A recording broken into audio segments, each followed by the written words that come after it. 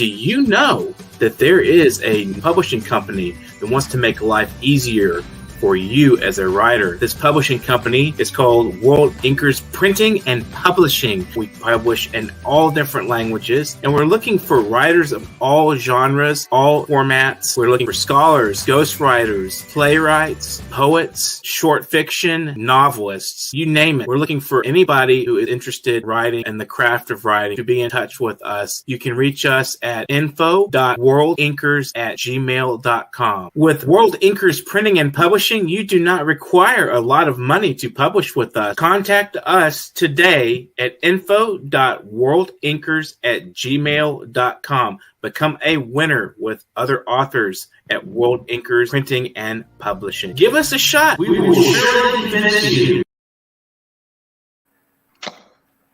Good morning. Good morning. Good afternoon. We have a guest today. We have Leo back. And Billy Bob is going to open up with some introductory material, and we'll move on from there. Billy Bob. Thank you, Carlo. So, yeah, we have Leo again this week. We wanted to talk more about China this week. We're very thankful that Leo's coming back, sharing his expertise. He's very busy, and I was wondering, I wanted to ask Leo, he's got a couple different projects he's doing. And he's kept very busy, but I was going to ask him if he wanted to share with us some of the other projects he's engaged in. Did you want to you want to discuss any of your other projects, Leo? Sure. Yeah, thanks for having me on again, by the way. I started a fashion company, a communist clothing brand. Because, the 21st century socialism is different from 20th century socialist practice in that I think it's time to embrace the market. And we're not afraid of commodities. We're in this world historical era where we are not yet ready to completely get rid of commodities. And so we must not, we as in communists, in the West, must not surrender the sphere of passion, of beauty, of design, of the senses, of aesthetics to the bourgeoisie or to the right. These are things that we all love. We love good food, and we love nicely designed clothing and everything else, and there's nothing wrong with that. Just because these things have existed in capitalism and has come to sort of embody the ideology of the bourgeoisie doesn't mean that these things are in themselves bad. Like, there's nothing wrong with eating food, right? And we know food production is horrible under capitalism. Everything is horrible under capitalism. Doesn't mean the thing itself is bad. So that's our philosophy. And my project with the clothing label, it's called Goods, by the way. It's called Goods for the People. As in, I got the goods, you got the money. Goods for the People seeks to realign the Western countercultures to their authentic class war from which it springs. Counterculture, rebellious youth culture, street culture, avant-garde, underground culture, all of these things in the West, we seek to marry that with the proletarian struggle.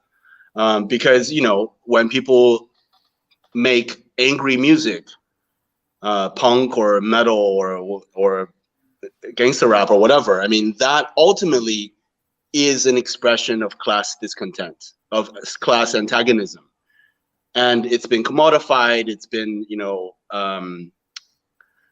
led into all kinds of other directions, away from class struggle and away from the revolutionary spirit. And so we want to bring that back. So we make, like, for example, there's one heavy metal, like Norwegian black metal type typography, with the things that look like tree branches or, like this kind of typography that says, "I hate capitalism." Cool. So Very cool. it's just Very cool. Just a very small way to possibly interject some class consciousness back into all of this culture that I'm personally very much invested in. So yeah, we have an operation in the West. It's based in the US. Currently, we're using a print-on-demand company, which is not ideal, but that's the situation we are in after the lockdown gave us a lot of headaches, a lot of problems. Supply chain breakdown, like we couldn't source blank hoodies and in the right sizes and colors, and so we're just going with the print on demand company right now, which is good, which is not ideal, but it's good. Soon we will be pushing past that, and we have an operation in China as well, which is just now launching. We're just working with influencers and advertising for that right now. That sounds very cool. It's called Goods for the People, and is that the website? Is it goodsforthepeople.com? And and we can go there, and I can see what I like and just order something, and I'll wear it on the show. I can definitely do that. Absolutely, goodsforthepeople.com. I just put up a few new ones. The new one is a college style shirt. The varsity college, with the arc letters, that says dialectical materialism. Okay. So when people ask you, what school did you go to? You can just point at your shirt. Okay, cool. Yeah, I'm gonna check that out, definitely. This show ostensibly was gonna be about China. We wanted to discuss what's going on with China and Taiwan.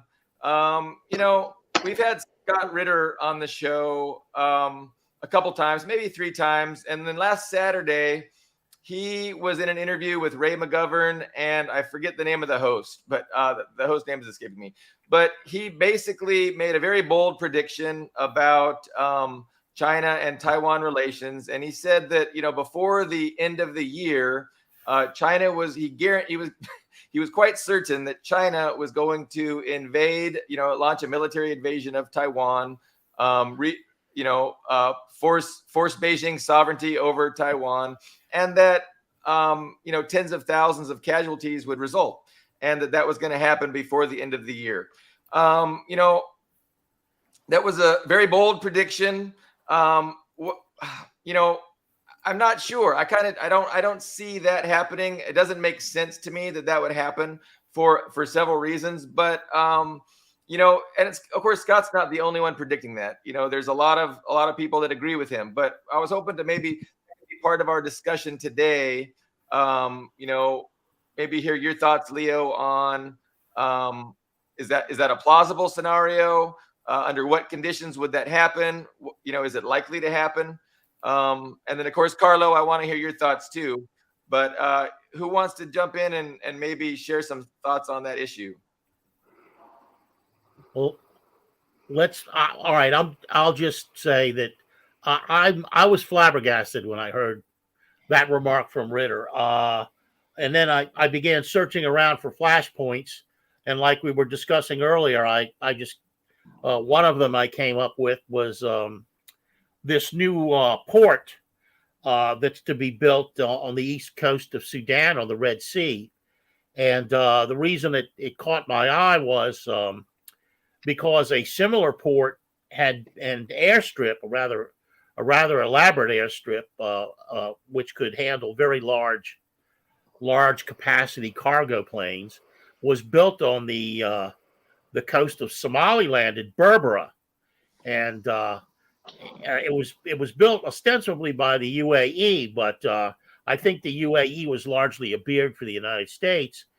And initially, the port was not supposed to allow military access.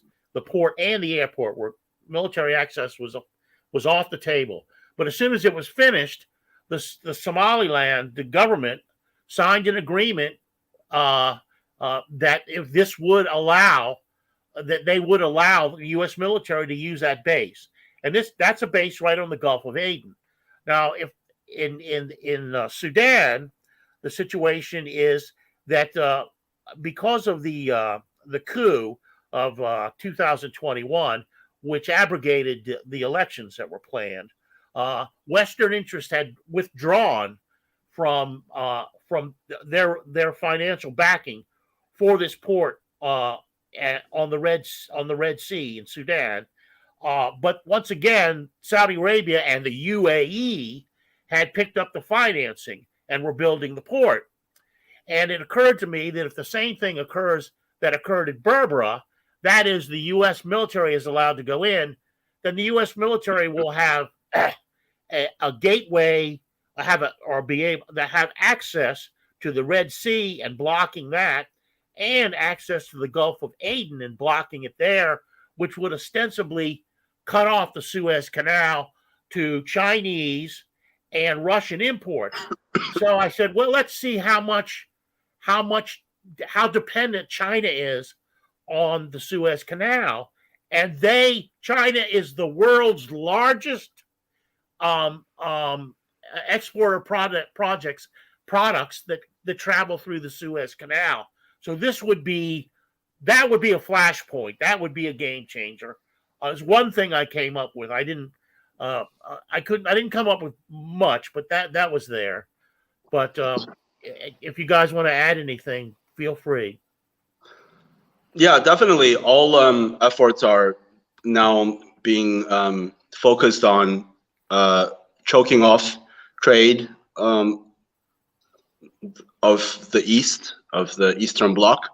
But I was just reading about how China has been anticipating this move for some time and has been building water trade routes, alternate trade routes around Africa, I think.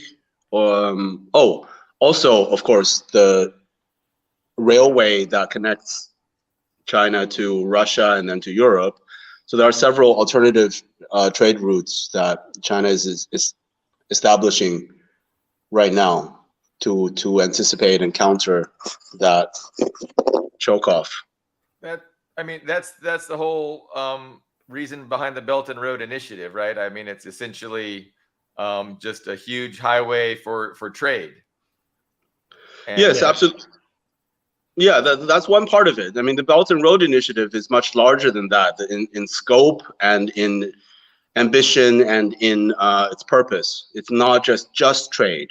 It's actual development, independent economic power development for the colonized regions, for the former colonized and neo-colonized regions, for the regions suffering under the boot of imperialism. So that's actually, the real concrete physical world historic process of decolonization, right? The only way to decolonize, truly decolonize, is independent economic power. Yeah. It's independent economic development. I mean, this is what the Western powers, the colonial powers, the neo-colonial powers have been working very hard to prevent in every way. I mean, they do cosmetic things that feel good, photo opportunities with smiling African children, and all of this, jewelry making workshops in Ghana and stuff like this. But real economic development, as soon as we know this, as soon as the leader stands up and says, our resources for our people, and he's taken out in a coup, or he's called a dictator, slandered in Western media. We've seen with Gaddafi, we've seen with so many different Tito. We've seen with so many different examples. So the Belt and Road Initiative is actually a global initiative to decolonize, to give people of the colonized regions independent power, which will stop the exploitation, the systemic, Western corporations come in for cheap labor, and then they dump their excess commodities onto these poor countries. And so it's a relationship that is very much parasitic. It's that thing where a wasp puts his pincer or whatever into a cockroach and is able to mind control the cockroach and drive it around like a car. In biology, there's a term for that. It's called something parasitism. It's called it's like zombie.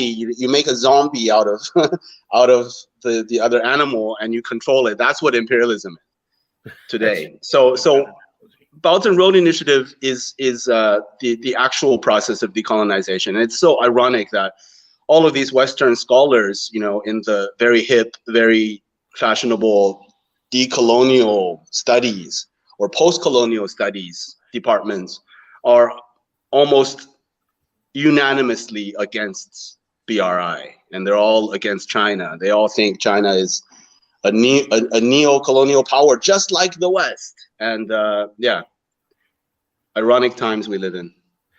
Yes, indeed. It's before Billy Bob began helping us host the show. We went into depth in Africa about the Belt and Road Initiative, and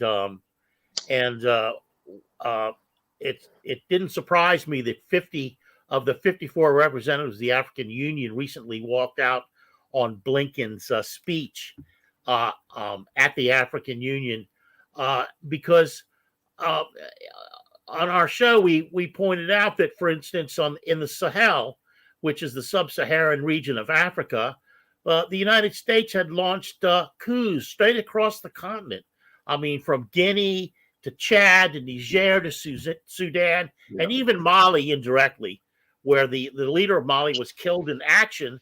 He was killed in action fighting fundamentalists who were trained by a beard of the CIA, a guy who had been trained by the Central Intelligence Agency, and so it just became it's so clear the difference between AFRICOM and the Belt and Road Initiative. One is just simply a so-called security set of treaties or agreements, which just means militarization of your country, and the other is an economic one. So I did an interview with a young man from Somaliland, and he asked me that question. I said, well, the difference is obvious. When you sacrifice Berbera to the U.S. military, you're just in AFRICOM. You're getting nothing. You're getting nothing but arms, and you're not getting nothing but a U.S. presence in your country to control your country. But when you work with the Belt and Road Initiative, you get development. You get development money, and you don't get a military presence. You might get a small security presence because anybody who makes a huge investment is going to want to have somebody there to protect that investment from the United States, for that matter, the greatest saboteur the world has ever known. And it was an interesting conversation because it almost seemed like that the Somaliland people who are seeking UN approval for becoming an independent country had not really grasped that difference. And that's the main difference. AFRICOM is nothing but a way of giving up your freedom, and the Belt and Road Initiative is a way of gaining your freedom, materially gaining your freedom. All you have to do is to look at what China has done on the mainland and go, wow, this might be very helpful. So yeah, suffice it to say, the Belt and Road Initiative is a threat to the hegemonic interests of Western imperialism. It's a tremendous threat. And so they're countering it through, Carlo mentioned developing ports to interdict shipping lanes and to cause trouble with Chinese trade via the shipping lanes. And there's all kinds of, of course, the South China Sea, right? So the U.S. pretends the South China Sea is its backyard, and they're always sending patrols through there. And China is trying to, safeguard the South China Sea and ensure that shipping is not threatened, because it's a lifeline. It's kind of a lifeline for China. So as we see China trying to develop and expand its peace through mutual prosperity, its development of the underdeveloped world, we see the U.S. trying to come up with ways to keep that from happening. But how does Taiwan play into this? Taiwan's definitely going to be a flashpoint. Carlo suggested, the Gulf of Aden there could be a flashpoint. Taiwan's definitely another flashpoint. What is the likelihood that it turns to military conflict, Leo? And what is the likelihood that it turns to military conflict soon, in your opinion? Well, I'm not in the business of making predictions. What I can say is what I can talk about is the CPC's, the People's Republic's attitude and so far policies regarding Taiwan, and also the situation in Taiwan. Taiwan has been heavily propagandized for many generations. It's been part of the liberal sphere, and their education is very anti-communist, as we can imagine. And the young people don't tend to be very susceptible to Western media and Western ideological conditioning. But the older generation have a more solid grasp of history and of their identity. As far as the People's Republic is concerned, Taiwan is part of China. Taiwan is a permanent part of China, and it was that was actually never ever in dispute by anyone. Not even today. Taiwan is a part of China, legally speaking, is recognized by all countries, by the United States, including. The conflict, the dispute was always about who is the rightful ruler of China, the Nazi collaborating nationalist party or the Communist Party. So that was the only dispute. No one ever argued about whether Taiwan is a part of China. Taiwan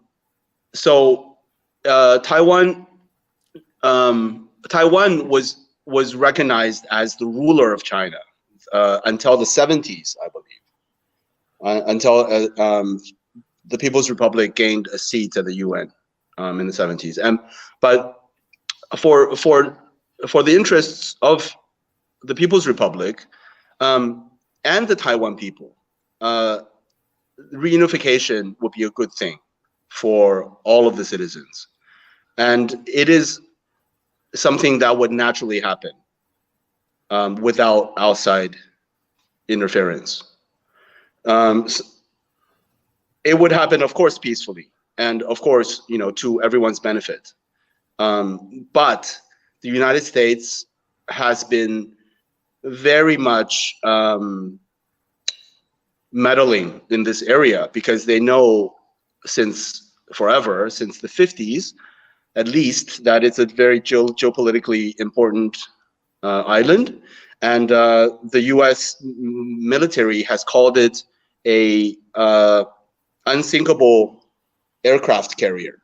So they literally consider Taiwan to be a place from which they can launch attacks against China. So that is their interest in holding Taiwan, in keeping Taiwan independent and keeping it apart from China. And today, of course, this could be one of the contention. This could be one of the points where they can provoke a military conflict, much as they did in Ukraine. Just keep pushing Russia.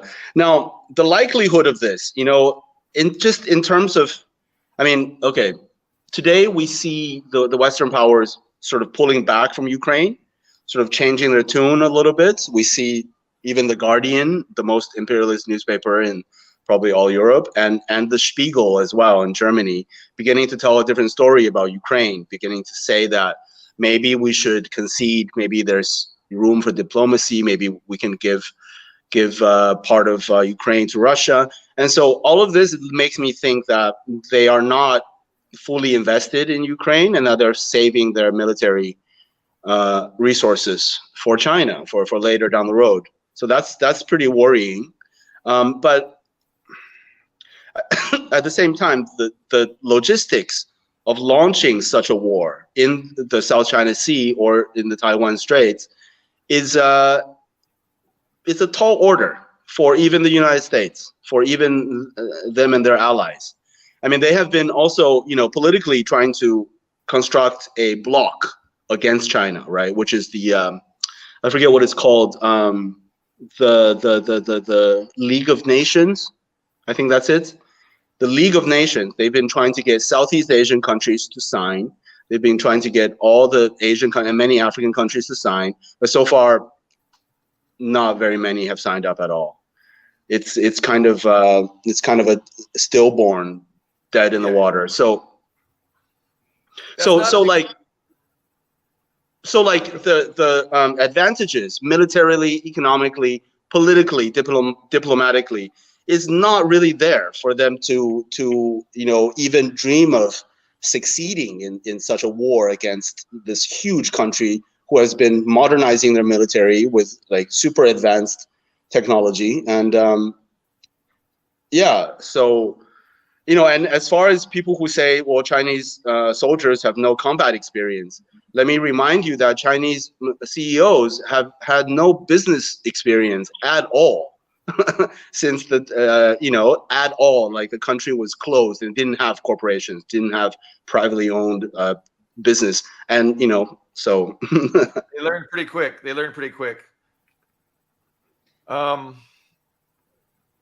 ahead.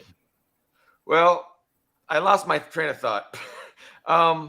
So yeah, it seems that the West has its hands full right now, and I can't imagine that they're interested right now in pursuing a China angle. It just seems like the time frame of within this year seems shocking to me, and I mean it would be amazing. I mean, it would be great, a tremendous credit to Scott if his analysis turns out to be true. But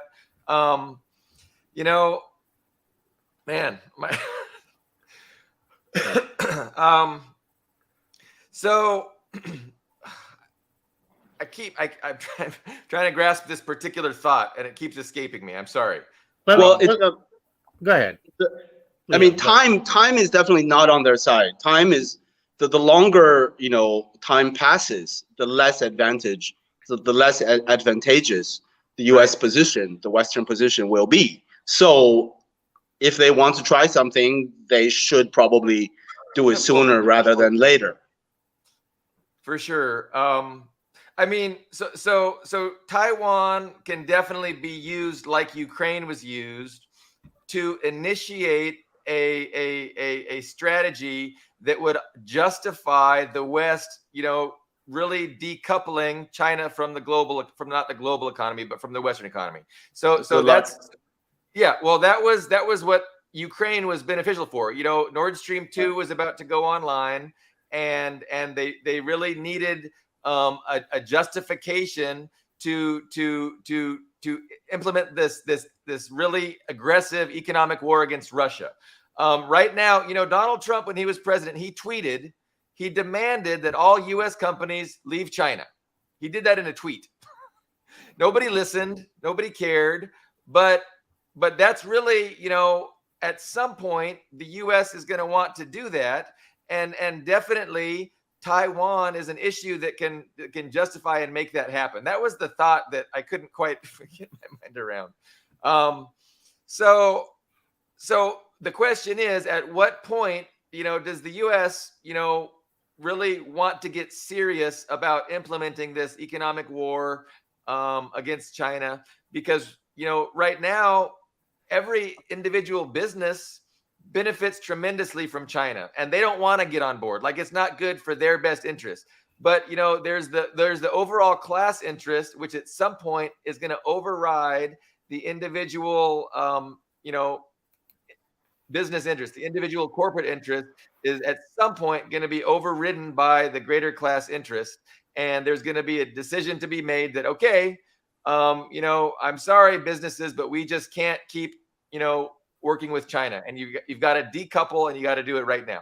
So when that happens, like you pointed out, Leo, definitely China's only getting stronger. The sooner the better. But it just seems that they have their hands way too full right now with Russia. And I mean, it would be devastating, and it wouldn't be successful, like you were saying. I mean, you can't just, you think the economic war against Russia has boomeranged? I mean, you haven't seen anything. In my opinion, it would boomerang to an even, greater degree if they tried that against China. Yeah, absolutely. Let's take a 30 second, a quick break, and we'll come right back and talk more with Leo about China and with Carlo too.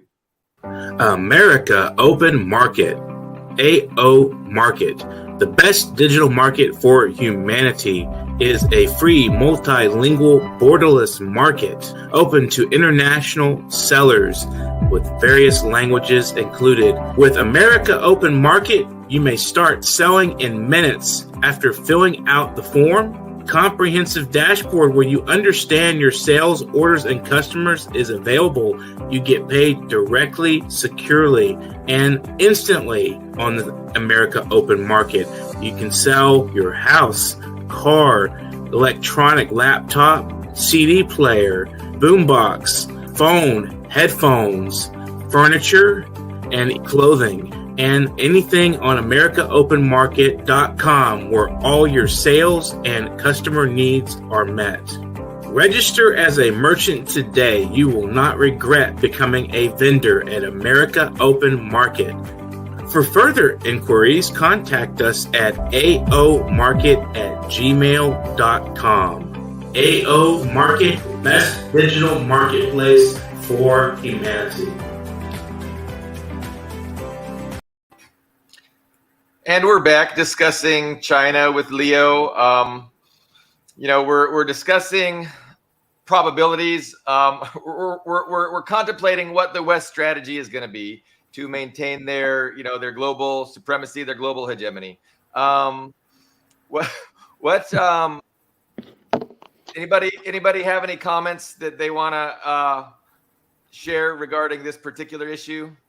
Yeah, I have a couple of general comments. First of all, it has to do with population, and it has to do with geography. I mean, let's begin with geography. Look at where China is and where Europe is. Europe is having trouble resupplying arms to Ukraine, and they have contiguous borders all up and down. They have Poland, they have Moldova, that's occupied by Romanian troops and all that. And they're still they're losing badly. I mean, it's not only a loss for Ukraine, but it's a huge loss for Europe and the United States. And if you were to believe some of these analysts, they're saying that what Zelensky is requesting in weapons in many cases exceeds the number of weapons that are available either in NATO or in all of Europe and the United States combined, or represents a significant percentage of those weapons. And Scott himself goes, NATO's a joke. It is, because it's basically what you do is you sit around for years and you let the weapons just, and you drink a lot of beer and you let the weapons degrade. And then you send $50 billion, half of which goes to the bonuses of Lockheed and Raytheon. We know that. And then the other half goes to what's been described as the most corrupt country in Europe, which is Ukraine. So all of that, and plus the logistics of getting Europe involved in that kind of a war with China, when in between you have the Middle East and Russia. You have a huge geographical area. The other is population.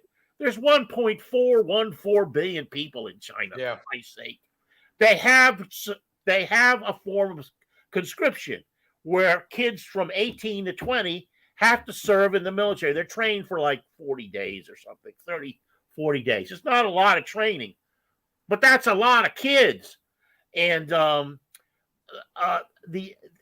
can tell you from my generation, if we don't want to fucking go, we're not going to fucking go. You can do anything you want to me, which they did for 6 years.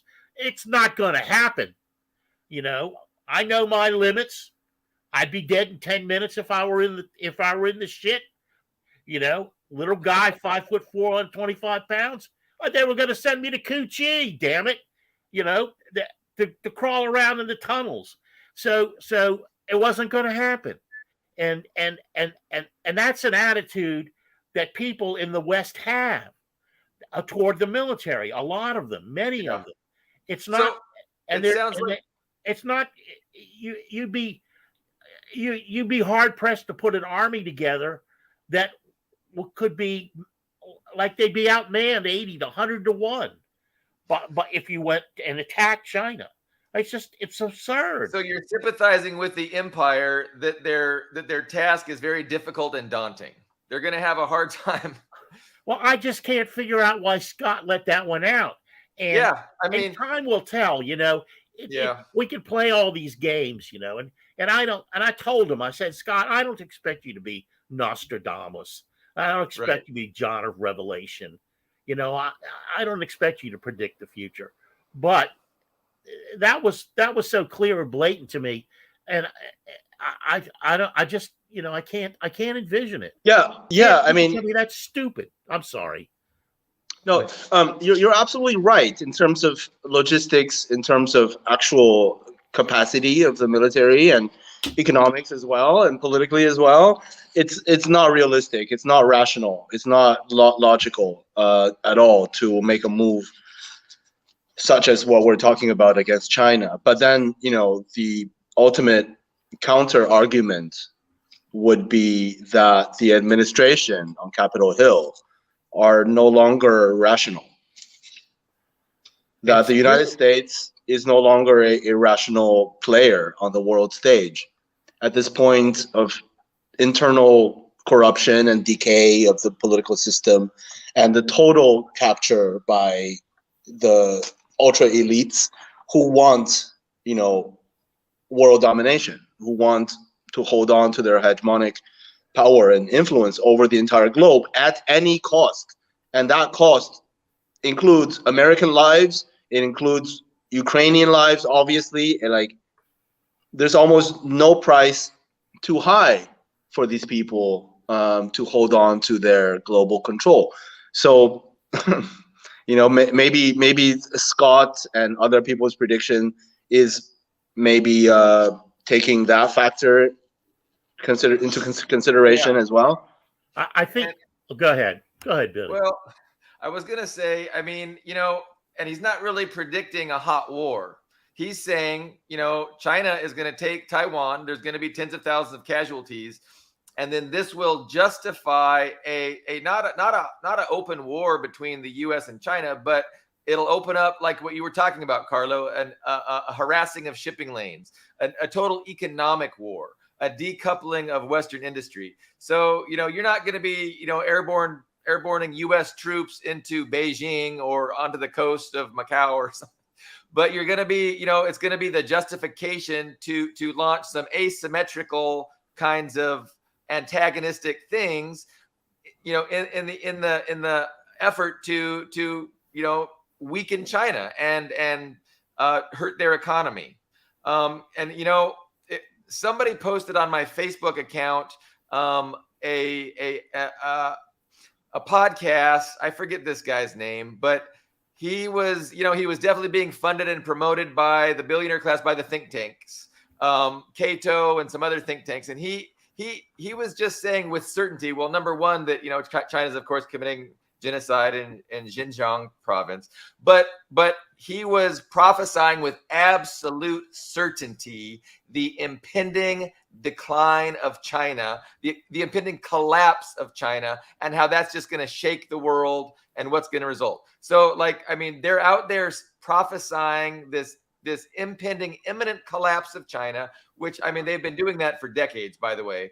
But I still see, you know, these people selling this stuff, and with absolute certainty. And it was like these three guys I've never seen before. They had a podcast 8 days ago, and it had like 125,000 views. So these are the kind of ideas that are getting promoted and being, shoved out down people's throats.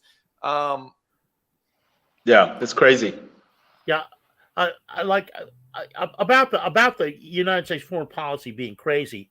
It's like you go back to Vietnam again. It's like I was pointing out on one of our shows recently. Actually, it was with Scott Ritter, the role of MACV and SOG in Vietnam. The special operations groups would be out in the field, and they would misreport to MACV, and they would feed that into the IBM computers. So you came to the point where it was so insane that every man, woman, and child and every oxen in Vietnam had been killed 3 times over if those figures were true, and they weren't. So that's that kind of quantitative insanity. It goes beyond standardization of measures during the warring states period in China. It's just craziness. But there is a cunning dimension to Ukraine of the West. Now, I'm not saying it didn't backfire. It certainly has to a large degree backfired. But in the PNAC report of 1993, it's clearly stated that one of the goals of the Project for a New American Century for the United States is to destabilize the European Union, to make sure it doesn't succeed. And they've done that. They've done a wonderful job on that. And there are other aspects in which you could say in a roundabout way that the United States has succeeded in Ukraine. They have disrupted Russian plans to a large degree. Bring peace through mutual prosperity. They've disrupted Russian plans. Right. That's been the Nord Stream. The Nord Stream 2 is gone. It's lost. It's going to be a long. We're going to turn it into a long slip and slide from Russia down into wherever it was going to open up to, Denmark or wherever. But anyway, so. Decoupling China will be a whole other ball game. It will be on another scale, and the Chinese economy is much more integrated into both European and U.S. American economies to a much larger extent than Russia. I mean, well, actually, I should not say larger because Russia has resources, and China exports goods, manufactured goods. So. Yeah, I mean, I'm not an economist. I'm definitely not an expert on international trade, but I just know that the task of decoupling China with Europe will be much harder, most likely much harder than decoupling Russia from Europe. Yeah. And from the United States as well. I mean, and I have no idea how the debt thing works. The China holds, what is it, 3 trillion or 30 trillion, I don't remember, of U.S. American debt. So how that's going to play into, I really don't know. But it cannot be advantageous for the U.S. Yeah, and I read that another 10 trillion the United States will have to issue another 10 trillion in U.S. bonds in the the forthcoming few years. Who's going to buy them? Who's going to who's if not who's got the money other than China? But Billy, what was your original question? What was the question? I wanted to answer it, but I forgot what it was. I think we were asking like maybe time frames. I don't even remember. Was it time frames about how soon before the West is ready to really go forward with this economic war that's going to cause a lot of pain, obviously unnecessary pain to the West, to Europe, to Americans.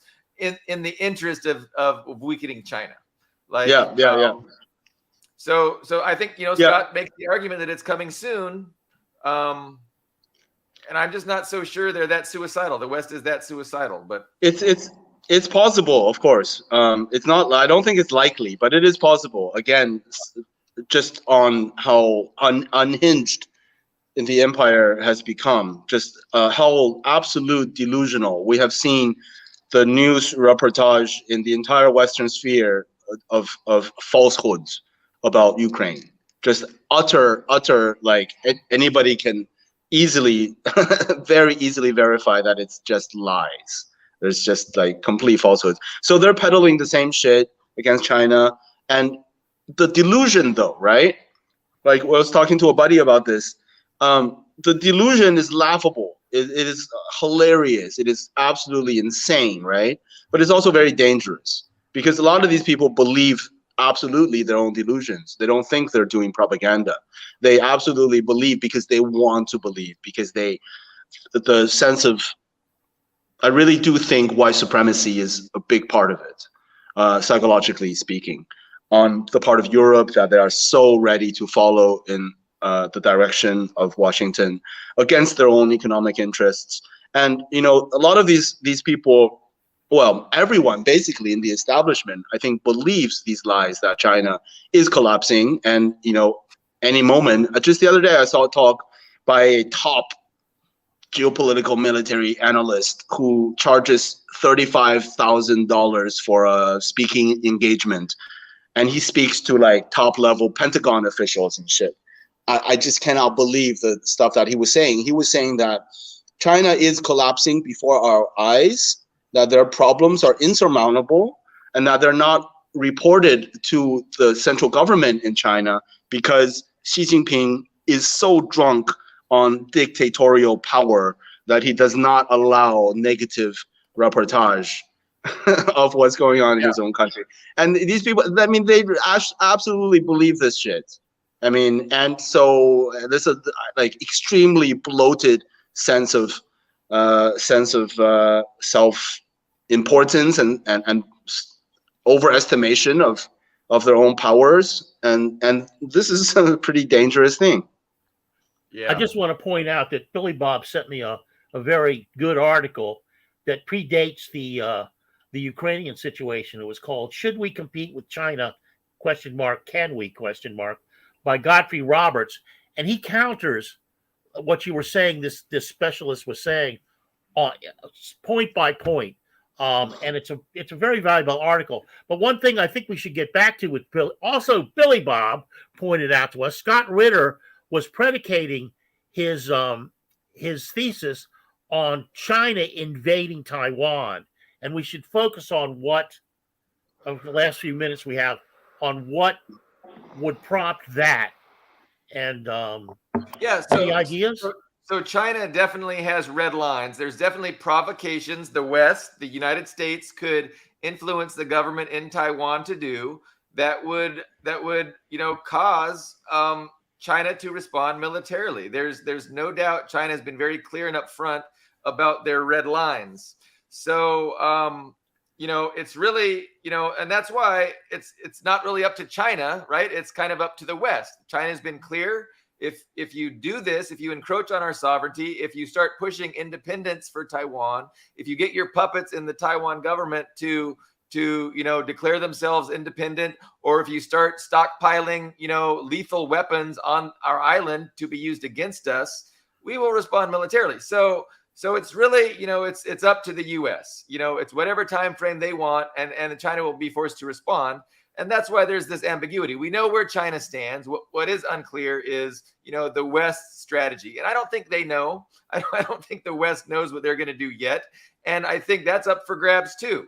So to a large extent, we're going to just wait and see, how things play out in Ukraine with Russia, and that'll probably, influence what they do in China within the next year, and then throughout the rest of the decade, really. But I think that the Western imperialism, they're just so not concerned with development or for building things or for increasing standards of living or seeing the third world become the middle class. So the West is solely concerned with maintaining their own global hegemony and their ability to exploit the developing world. And that's what they offer. That's what they've been offering since 1945. And, as China is offering something far better, you see the West willing to engage in a wholesale destruction of the planet, of humanity, just in order to to forestall their own inevitable decline and China's ascendancy. Right? Yeah. Yeah. Well, Leo, I'm sure everybody agrees with that. I'd like to Yeah, say, basically. do you have any concrete provocation? Something that Scott might be basing this on. I mean, again, I think what Leo said, China's only getting stronger. And, time is not on the West side, especially with the whole Russia thing not going as planned. So, Scott might be thinking that,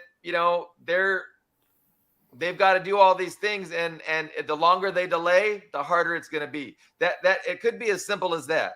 But, in a couple of weeks, hopefully we can invite Scott back and we can, ask him about it himself. And it's not just Scott. There's a lot of analysts, predicting that, and they've been predicting it for a while.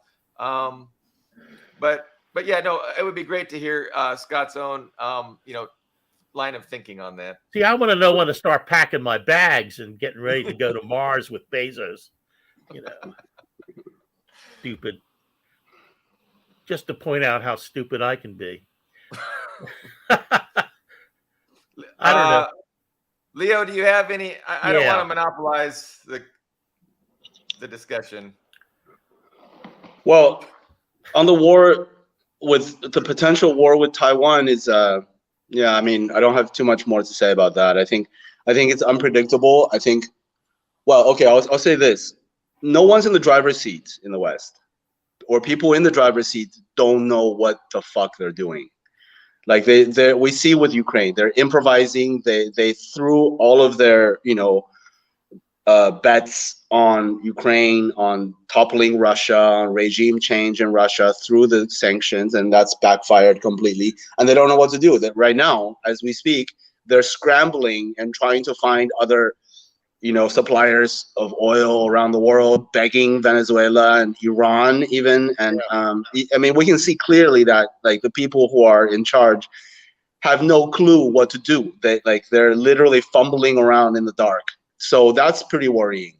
So I think almost anything can happen in that situation. I mean, the intense conflict within the political structure of the U.S. itself. Right, the warmongers, the neocons, the section of the bourgeoisie that want world domination at any cost, and then the lower strata of the bourgeoisie who want national development, who want protectionism, who want and they're against war, they're against imperialist interventions, and that conflict is obviously, I'm pointing out the obvious, very, very intense, and getting more and more intense by the hour. So yeah, basically, almost anything can happen. I think it's a very volatile and fragile balance. Yeah, and so like you mentioned, the two strata. You have the globalists, right, versus to use as this Republican talking points, you have the globalists versus the nationalists, and there's definitely a tension, and there's a debate, and there's a disagreement on policy. Ultimately, definitely the globalists are not deciding these policies based on the best interests for humanity, on the best interests of the working class.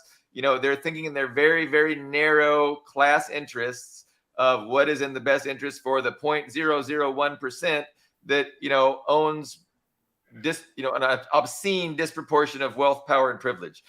That's they're making their decisions based on the interests of those people, and those interests are totally different from the interests of the global working class. But I think neither are the liberals. I was just going to say neither are the liberals. Right. Well, the liberals they're not. They don't have the interest of the working class in mind either. Absolutely. They want the interest of the lower strata of the bourgeoisie to get richer and richer. Anyway, go on. Sorry. Yeah, so I kind of see. The liberals are the globalists. The Democrats are the globalists. Right. These days, the Trump. That's what I meant. They're the nationalists that you talked about earlier. That's what I meant. I got it the other way around. Not the liberal. I meant the conservatives. I meant the Republicans. Yes. Yeah. And Donald Trump crowd. I think they represent less of a threat to humanity right now. I think, you know, Trump was less than a threat. You know, Trump said, let's be friends with Russia. That's what Trump said. And he wanted to be friends with North Korea.